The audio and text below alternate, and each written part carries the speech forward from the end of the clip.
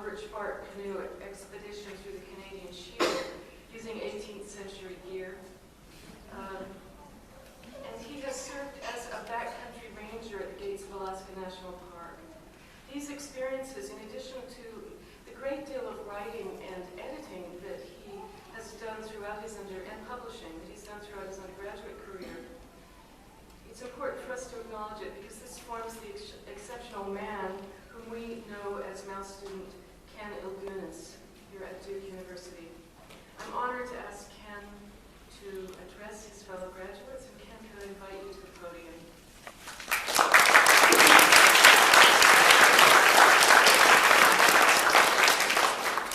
Good afternoon, fellow graduates, faculty, staff, friends, family. As some of my fellow graduates may know, I spent much of the past 2.5 years at Duke living in my van. I'd like to share my story with you, but first I should address some common misconceptions about living in a van. No, for the millionth time, my van is nowhere near a river. No, I haven't abducted anyone yet.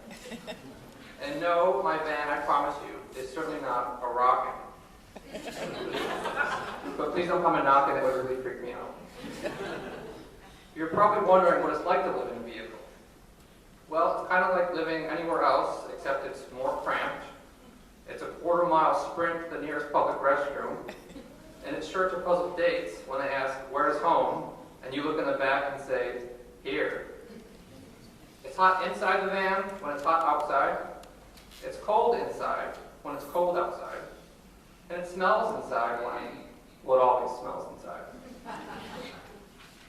I came to Durham in January of 2009, a couple days before, mostly at low-wage jobs, putting nearly every penny of every paycheck toward my student loans.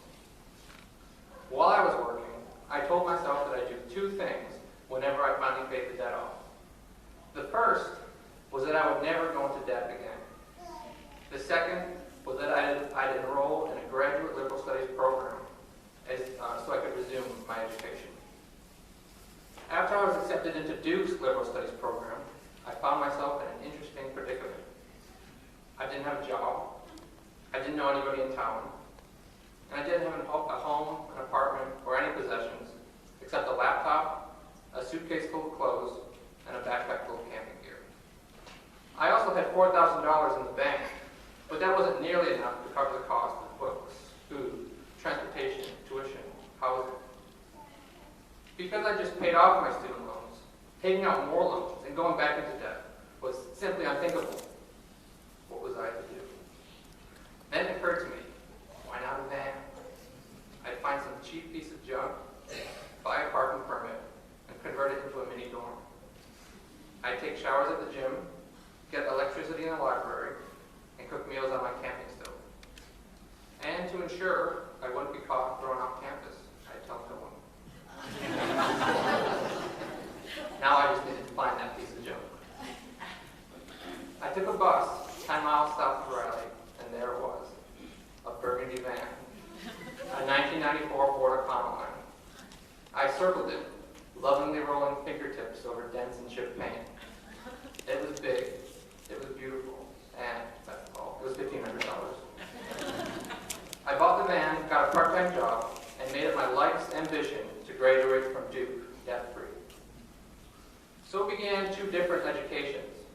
The first was an education in vandalism, in loneliness, in frugality, in figuring out how to wash my pots and pans without running water.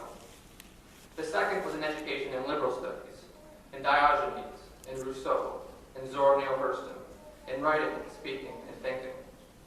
Yet it wasn't long before these educations came together, like two rivers meeting at a confluence and flowing together as one. That's the thing about a liberal education. It's a deeply personal affair.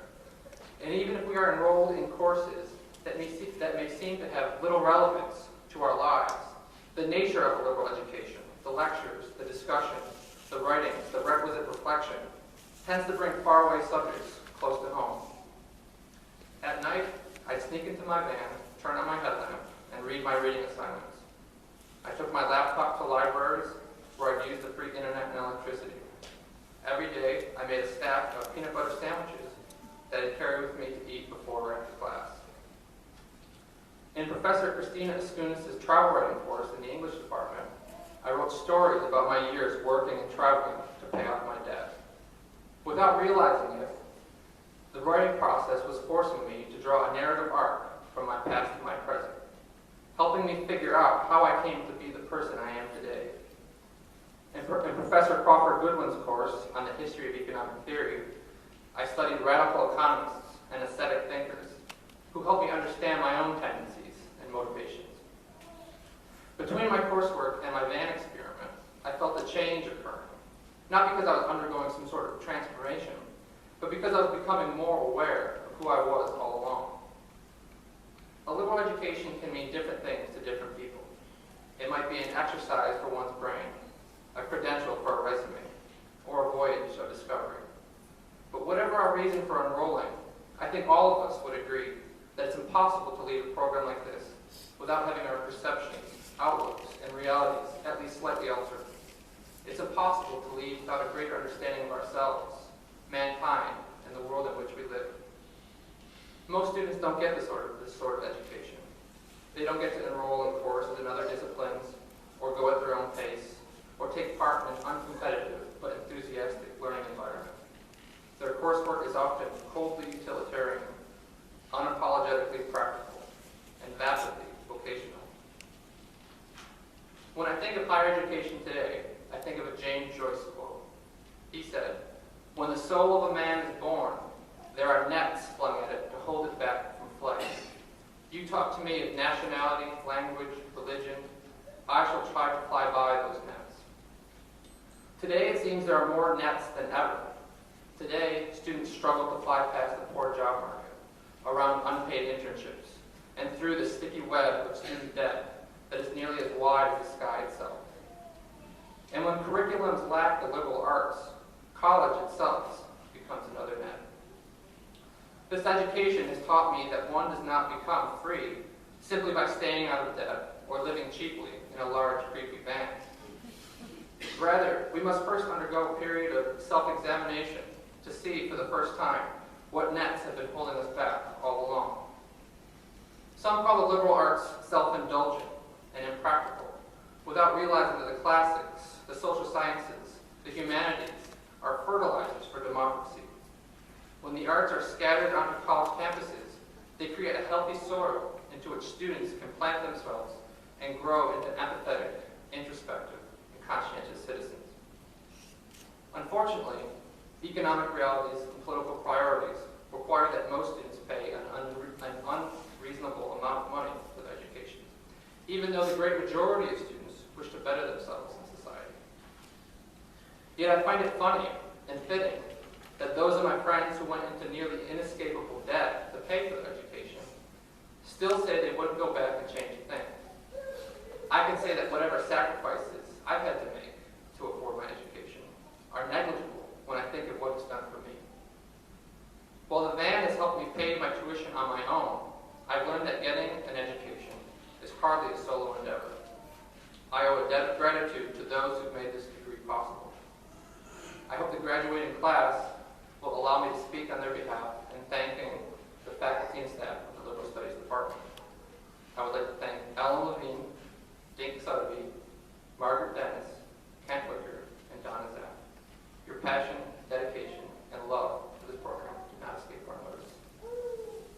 On a more personal level, I would like to thank my thesis advisor, Professor Christina Eskunis, who has not only edited many, many pages of my very bad writing, but has given me the courage to push my boundaries. I also wish to thank Professor Bob Blywise, whose friendship and guidance I'm grateful for, and my dear friend David Dalton, who this past semester has so generously allowed me to upgrade from the van to his home. I also wish to thank my family. While I've declined the money you've repeatedly offered, know that I have gratefully accepted and thrived on your love and encouragement. You may still think I'm a little crazy, but you let me be crazy. You let me be me. And that, I think, is the greatest gift a parent can give to a son or daughter. Today I leave Duke much the same way I came. I have exactly $1,156, no job, and a degree that is, let's face it, Not going to have me, or most of us, rolling on a mattress covered in $20 bills anytime soon.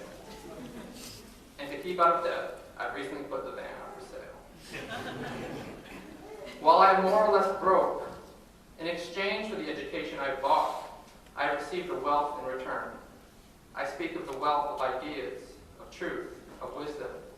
Such is a currency without rates, a coinage that will not rust, capital I cannot spend. I may leave this place with empty pockets, but I shall carry this wealth with me, whether I'm young or old, at home or abroad, housed or homeless, rich or poor, till the end of my days. Thank you.